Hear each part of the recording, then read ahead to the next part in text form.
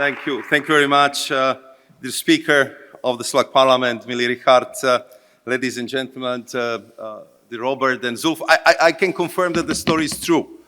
But you know, you are having the dinner with your daughter and somebody comes to talk to you, you're kind of not sure what will come out of it. But in this case, indeed, Zulf presented a very good idea. And I really would like to thank organizers and Lukáš for putting together such an impressive conference in the beautiful venue of this renovated Bratislava castle. I'm very proud of it because, as you know, this is my hometown, my home city, and it's just a testimony how much the Visegrad 4 countries have developed over the years before, but especially after they joined the European Union. Therefore, I would like to thank again Lukáš, but also the Council of Slovak Exporters for the invitation, but also for keeping this very important idea of cooperating more together, coordinating, networking, exchanges the information among our exporters, because it's extremely important for the future. You know it very well that if you look at Visegrad 4 countries together, they represent a powerhouse in the European economy. First and foremost, the GDP growth is usually and consistently higher than in the rest of the European Union. While the EU grew by 1% in the last year, the Visegrad 4 countries saw growth ranging from 1.9 to 4.6%. And that's quite impressive, and these are official figures of Eurostat. So if you put all the Visegrad 4 countries together, the GDP would represent the fourth most important economy in the European Union. And that's, I think, very important to remember when we are talking about importance and about the dimension of the Central European Economic Region. But I think that what we are going to discuss today is very much linked with the fact that this hard-won, improved prosperity of this region is increasingly threatened by the growing and complex set of challenges.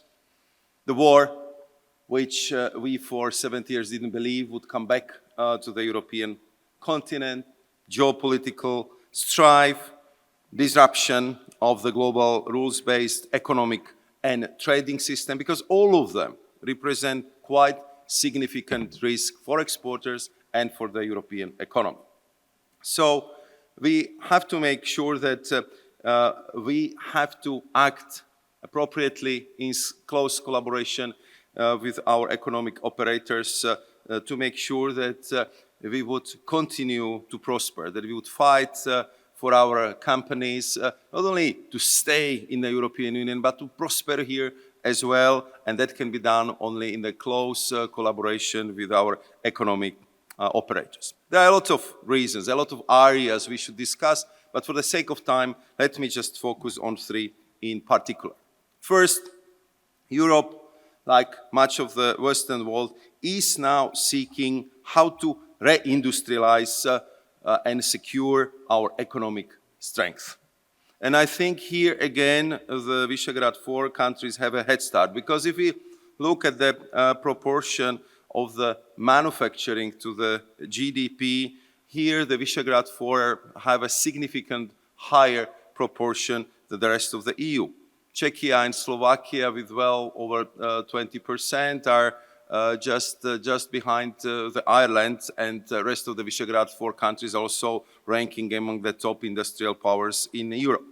And when we talk about automotive industry, we know that here this region plays absolutely crucial role, because if we are talking about cars and vehicle parts, so they're accounting as much as 30% just here in Slovakia. And this is very significant for all countries in the region. So from the overall assessment, the fifth of cars produced in the EU are made in Visegrad 4 country. And this was increased from 1.4 million in 2004 to 3.5 million today. And of course, this is super important for the employment in our countries, because this automotive industry is employing more than 1.5 million people. So therefore, we have to be fully alerted when we feel and when we see that we have to do more to make sure that our industry retains its competitiveness, especially in the world where this competitiveness and when the competition is increasingly being challenged. And therefore, we have to secure our strength, but also look into the future and embrace much more these new phenomena, like, for example, artificial intelligence for our industrial production. This brings me to the second point, to the external trade, which I'm sure we'll discuss more with Robert in a few minutes. Global trade has been disrupted first by non-market practices fueling industrial overcapacity, but also by the stalled multilateral rulemaking, where we see that especially the reform of World Trade Organization is stalled for many years. And what is the, I would say, new phenomena over the last few years, when we realized that every single supply, every global supply chain could be in one way or another weaponized by those who keeps the monopoly or strong position in supplying certain sensitive critical raw materials. And of course, recently, the tariffs imposed by the United States also brought additional instability and unpredictability to the global trading system. Therefore, the EU will have to double down even more on our trade relationship with the world. We are already, for many years, the #1 trading bloc and the #1 global investor, with more than 700,000 companies exporting goods to third countries, which means that 1 in 6 jobs in the Visegrad 4 countries depends on this external trade. And overall, EU's GDP is almost for 50% dependent on successful VR in these export-import relations. We already did a lot. We have free trade agreements with 76 countries. That covers almost half of our trade. But there is much more to be done, because I can tell you, since a couple of months, my phone doesn't stop ringing, because there is a huge interest in accelerated free trade negotiations with many countries we started, or to launch the new negotiations, how to liberalize our trade relations with a number of countries. Just last week, I participated in the OECD, and for the first time in the G7 trade ministerial meetings in Paris, and I had probably more bilateral meetings with the trade ministers than anyone else, because we all realize that strong preference is clearly to have negotiated solutions with our American partners, but they represent 13% of the global trade. But we are all interested in the remaining 87%. And therefore, we are talking very intensely to each other how to make sure that for the rest of us who believes that low tariffs are better than high tariffs, then a free trade is better than restricted trade, how to make the use of this huge momentum. If I look about the results over the last couple of months, I think we benefit a lot from the EU to be seen as a reliable, as a trustworthy partner who keeps the promises, who respects the agreement, especially in this less certain environment. So almost after a couple of days in my new job, we managed to conclude the agreement with Mercosur and Mexico, and now we are significantly advancing our talks with India and Indonesia. There is a lot of discussion about the Mercosur. I would not dwell too much on this one, but just to give you 2 figures why this agreement is important. First and foremost, once approved, this would be our biggest free trade agreement we ever signed. It would be 4 times bigger than our free trade agreement with Japan. And what it means for car industry and machinery, we managed to secure very positive outcome in this regard, because the 35% tariffs would be pushed down to 0.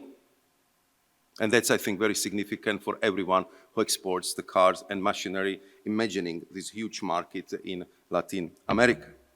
We have the same discussion and same advanced negotiations with Philippines, with Thailand, with Malaysia, and after the election in Australia, we also engaged with this very important country. Recently, we launched free trade agreements with the United Arab Emirates, and I'm very delighted that Saudi Arabia also expressed the interest to accelerate the talks, and maybe to do it not just for Saudi Arabia, but for the whole Gulf region as a region-to-region free trade agreement. We also got an invitation and suggestions to start talks about structured cooperation with the whole Pacific region. There is a very important structure. It's called Comprehensive and Progressive Agreement for Trans-Pacific Partnership, where beyond the Pacific nations, there are also partners like Canada and UK, and if we would set up this structured cooperation, this single entity would cover more than 30% of the global trade. So what we are doing here, as you see, we are looking for new market access. We are looking for the commercially meaningful and mutually beneficial deals which are tailored to each partner, so we can make sure that this is mutually advantageous for both of us. But we are also adding new products to the shelf because trade is evolving, and e-commerce or digital trade didn't exist just 5 or 10 years ago, and therefore we are all upgrading our free trade agreements, or we are signing new digital trade agreements as we did with Singapore and South Korea over the last couple of weeks. At the same time, with regards to the tariff, we are now in full engagement in day-to-day contacts with our American partners. I had a very good meeting with the US Trade Representative Jameson Greer just last Wednesday in Paris, and we had another video conference with Howard Lutnick, Secretary for Commerce, and clearly what it's in our interest is to find negotiated solution to this very complex tariff discussion. I had also a very long meeting with my Chinese counterparts. As you know, China is the second largest trading partner in goods for the European Union. We value our economic partnership, but we are also very clear that what we need is a fair play. So we are committed to rebalancing this relationship and establishing the level playing field in trade, investment, with symmetrical market opening.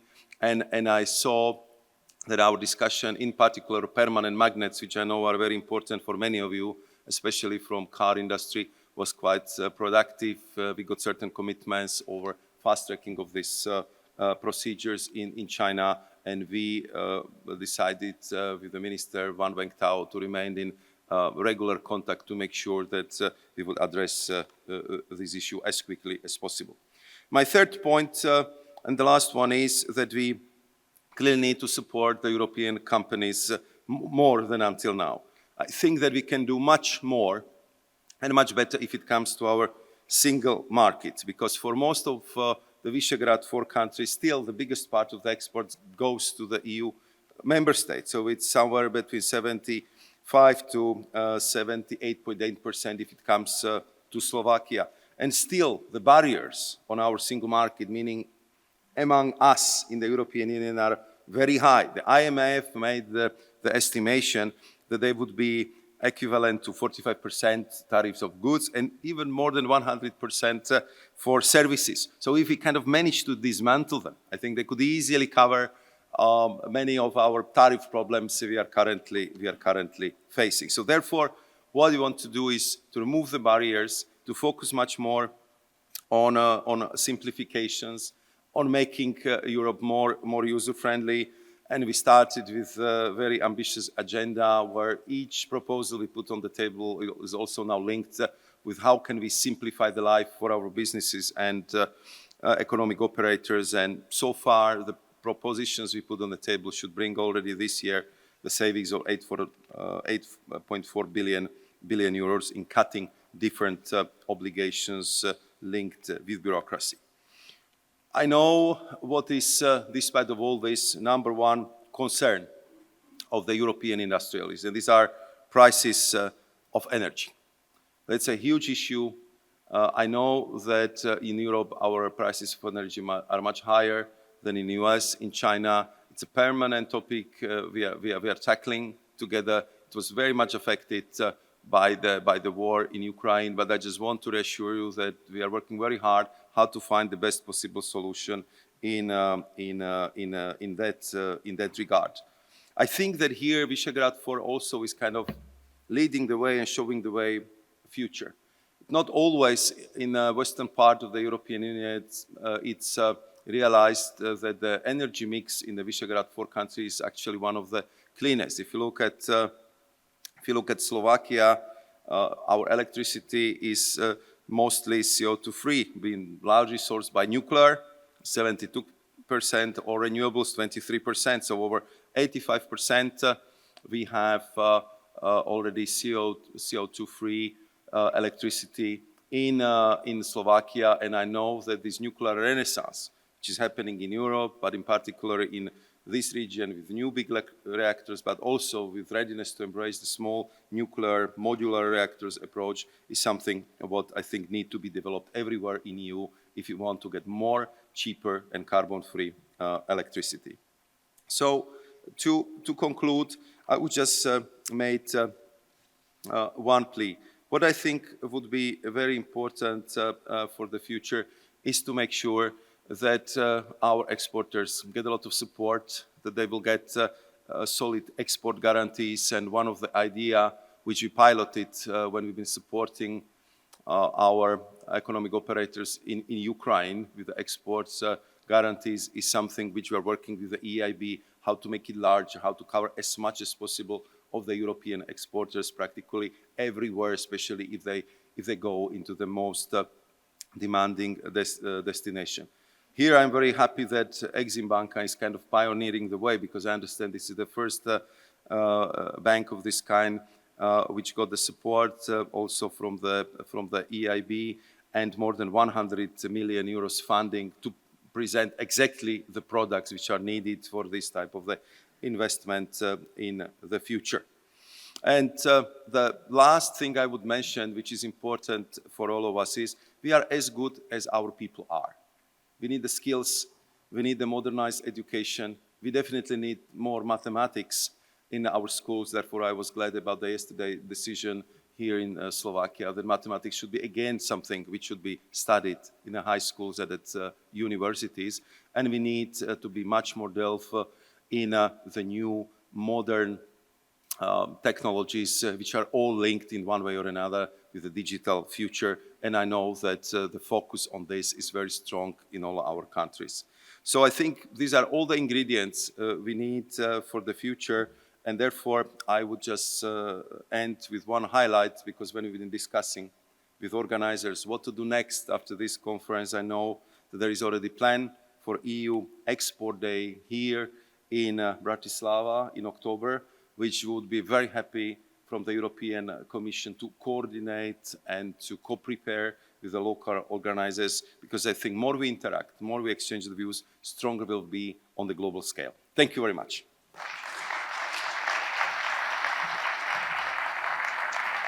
Mr. Commissioner. Wow, that was a lot of information. This fireside chat, of course, is powered by Allegro, also one of these up-and-coming V4 companies. Commissioner, what struck me the most perhaps was towards the end when we talk about streamlining and facilitating and supporting. You gave us some examples just now, but I'm putting myself in the place of, let's call it, an economic operator. Are there some venues that the Commission is exploring to actually facilitate not just discussions, but actually end results that will give these economic operators the wherewithal to actually enter new markets, etc.? Is that currently being addressed at a Commission level? Thank you. Oops. Thank you very much, Robert, also for this question. First and foremost, we get a lot of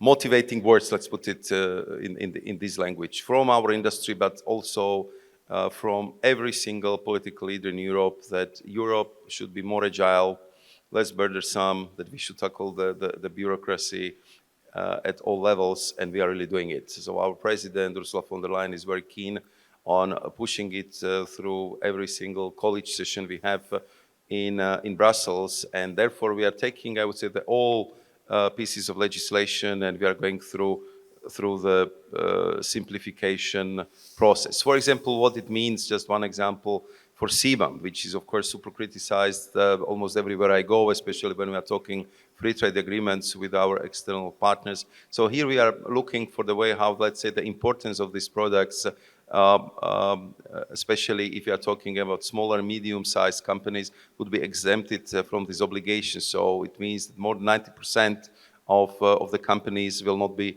affected by these obligations. And there are a lot of examples of this sort which I can make. But what I think we need is to have this constant interaction with economic operators in every field where you feel that you are overburdened or that it's something which is outdated, something which doesn't work. I know there is a lot of talk about due diligence, about reporting, about many other things. I think now is the time to push us on this because we are listening, we are working on it, and we have what we didn't have in the past, I have to say, strong political support for the top political leaders.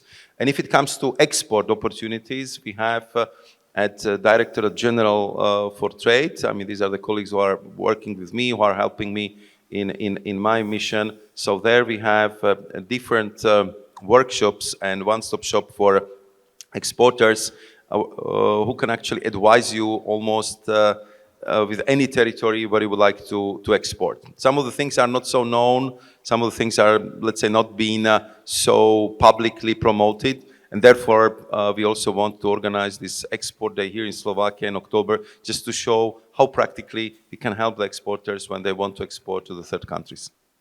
Okay. And with regards to, for example, we just heard, and Mr. Speaker, you mentioned, you have the reputation of being Mr. Fix-It. I think there's much more. When we look at your history, you dealt, as commissioner, you were dealing with education, youth, you've dealt with energy. So I think there's actually no one out there who has such a broad view, but also an in-depth view of how all of these interdependencies come together and need to combine to, well, we talk about acronyms, make Europe great again. So, for example, is this at a European level, at a Commission level? Do you actually have the open support of your other Commission colleagues?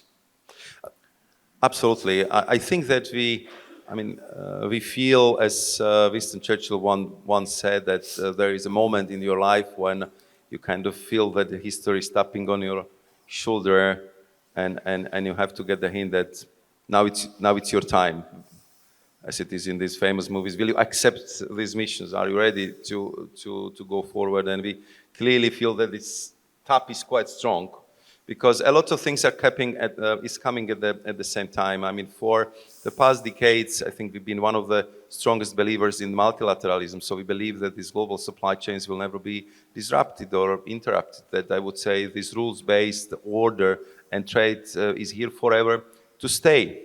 And therefore, I think it was also quite convenient, and it was very conscious business decisions, which we supported, of most of our operators to outsource big parts of our industry to faraway countries, mostly to China. We've been simply, if it comes to energy, putting a lot of eggs in particular one basket. We've been getting more than 40% of our energy supplies with Russia. It was at that time when I was responsible for Energy Union project, and it was quite clear that we need to diversify, we need to build lots of interconnectors among ourselves, and thanks to these interconnectors, we survived the energy crisis 2 years ago. We paid a lot for it. We paid enormous sums of money, but I'm sure that without these interconnectors, we wouldn't keep the lights on in the hospitals and in our household. But that was the tendency of the past, and of course, the same with defense. We've been kind of relying upon the security and defense umbrella provided by US. And it's very clear that now they're asking us to assume much more responsibility in that regard. So all these three priorities are now pushing us to do much more, pushing us to achieve much better results, reindustrialize, be much more stronger in defense, work on energy, lower the prices, get the new supplies, and adjust your grid so they can actually accommodate more of the renewable energy and prepare us for the future. And it's a huge challenge. But at the same time, I can tell you that on these trade issues, we have sometimes very tense discussions because, I mean, the tariffs proposed by US have really extremely negative, for some industries, even devastating impact. And there might be a kind of feeling, maybe I can do something better as a member state. Maybe I can get some favor, but I can tell you that in all the meetings on my level, but also on all the meetings on the level of our leaders, heads of state and government, in this particular moment of our European history, there is enormous demonstration of the unity. We just simply know that to be efficient, effective, and hopefully successful in the negotiation with such economic giants, like United States, like China, we need to be united, we need to act as one, and we do it.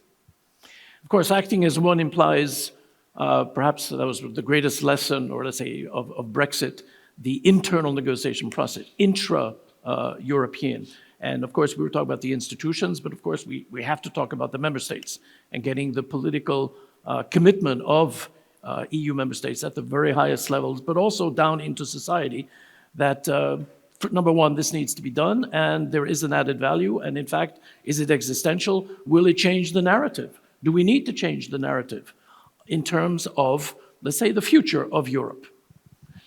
Yeah, I think that you mentioned the Brexit. I think that's a very good example that, as you know, since what is now 3-4 years, I'm responsible for relations with UK. So I went through all the phases, through the depressing one, difficult one, until what is now the very, very, very positive one. We just had very successful EU-UK summit in London. We are in almost weekly contacts with all my interlocutors on the UK side, be it Foreign Secretary, Trade Secretary, Secretary for Northern Ireland, or Secretary for European Affairs, and we are working very well together. So therefore, I look at all these ups and downs also with the, I would say, optics of the history. I simply do not believe that 7 weeks or 7 months can offset 70 years of the close cooperation. This applies to UK, this applies to US. We just have to have this strategic patience, go through this and look for the best solution. So narrative for the EU, I think that we have to prepare the European Union for the 21st century. Clearly, it would be much rougher world.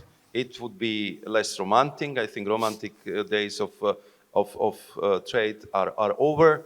It would be very much based on a national interest. I think we will hear much more about local content. I think we will see that there will be a much stronger defense of national interest in all these impacts. And everyone would kind of expect that EU will do more if it comes to defense, if it comes to promoting competitiveness of our economic operators, and kind of double on what we've been always so strong in. High-class education, high-quality universities, super skilled labor, industrial traditions, very clear rule of law commitments, and being open, free and fair trade. I think these are our strengths, and we just have to make sure that we use them even better in the coming decades. Well, you've been mentioning, and we heard it also previously, that you were, for example, in Paris. I think this is a wonderful moment also for you personally, and I think also as a Slovak, to be in a G7 meeting, to be in an OECD. And you mentioned, as in many, many cases, we have the official meetings, but it's the side room discussions, which actually, you know, this is where this is where you want to be. And clearly, you know, probably you were getting messages in the middle of the night. But can we say that, for example, trustworthiness is now perhaps again or more visibly a currency and a European added value? Absolutely right. And I know that with many of my colleagues in the room, we've been working together on making sure that Slovakia would join Eurozone. It was one of the most difficult diplomatic tasks I was ever tasked with. It was a huge collective effort. And we say collectively that there is no higher club you can join. And at that time I was joking that it will be still some time before Slovakia will be admitted to the G7. But I didn't expect that I will simply be the first Slovak who would sit there among the most important nations of this planet, representing the 27 EU member states. And you are absolutely right that first you need these different formats because you have the official meetings, official statements, but these multilateral venues give you lots of opportunity to meet a lot of your colleagues. So I was just going through all the list of the trade ministers I met in Paris, but of course the very important meetings I had been with my American partner, with my Chinese counterparts, and this is of course very important not only for making sure that we have good interpersonal relations, that we could be very open with each other, but we can also call each other almost any time of the day and to get the sincere impression, what's going on, how can we address it, and how can we fix it if it's really a problematic issue for both of us.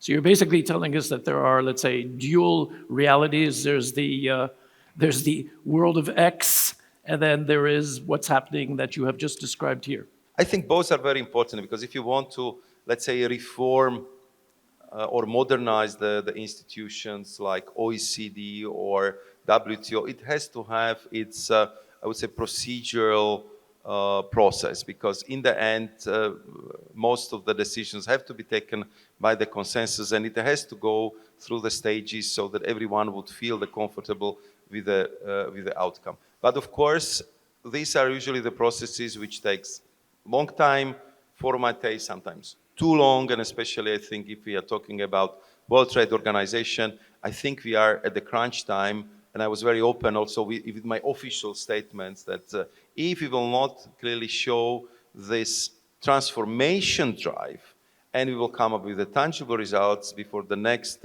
Ministerial Council, which will take place in Cameroon next spring, so this organization will really be in trouble. And this is not good for any of us, because I'm sure that most of the nations on this planet want to trade on the rules-based system. They want to respect the rules which have been being built since Second World War. When we started with the GATT, now we are with WTO. The people simply prefer the clarity, predictability, and respect for the rules. And therefore, coming back to the second part of your question, clearly the European Union now comes back as a partner which is reliable, trustworthy, which is not changing the tariffs from one hour to another, which respects the rules, and which signs fair free trade agreement. What is maybe very important also for this audience is the fact that when I looked through all the free trade agreements, and I said we have them with more than 70 countries, each one of them, every single free trade agreements we signed brought the additional prosperity, more trade, more investment for both of us. Those who signed the agreement with us and for us. And therefore, to all those who have certain hesitation or concerns or worries about the free trade agreements we are signing, I said, just look at our track record. All the FTAs brought more prosperity, more jobs, more trade, and I think that's very important for the discussions we are having right now among ourselves in the European Union, but especially with our potential free trade partners. I see that there is a question that's been sitting there for a while. I'll read it out loud. Given the importance of economic security, how do you balance it with competitiveness? And then there's a comment with regards to the issue of the conflict with outbound investment screening with perhaps as an unnecessary burden. I think the economic security clearly became, I would say, the political topic in the EU. I'm actually the first commissioner in the history of the EU who got it into the title. So I'm commissioner for trade and economic security. And also the Director General was also renamed in the same way. So also our president wanted to kind of showcase that this is important thing, that we have now the commissioner and the whole Director General who will be responsible for economic security. And I think it was kind of gradually happening from the moment when during the COVID-19 we realized that we're just simply too dependent on something very important like antibiotics to something very, very simple, but at the moment very, very important, like the protective material for our medical professionals. Then, of course, we did a huge study where we went through more than 160 products and we checked how much we are dependent in these products. It was not as bad, to be honest, as I thought, because we ended up with 20, 30 products within which 6 are very clear, those where we are super dependent. All of them are linked with the critical raw materials. So what I think we'll have to do in the future is to address, I would say, this challenge. And secondly, if it comes to the second part of the question, competitiveness / economic security, I think if you are talking about the economic security elements and, for example, public procurement, we sometimes have to think if the price should be only criterion for that public procurement. If the economic securities doesn't have the upper hand in that particular sector. If you want that sector to be well functioning and developed in the EU, and how we are going to look for the investment opportunity abroad. Should we export these highly sensitive technologies or not? So this is, I would say, the discussions which we have. I was tasked with developing the economic security doctrine for the EU, which we should present by the end of the year. And all these elements, including outbound investment, will be tackled there with the clearer rules, so we can offer also our partners predictability, present the system how we want to do it, and make sure that the economic security will also have a fresh look in this very challenging and turbulent world. Commissioner, thank you very much. I think you've given us actually a new definition of trust. And trust in you, trust in the institutions, trust at all levels of European society needing to work together. Thank you very much. Thank you for excellent interview.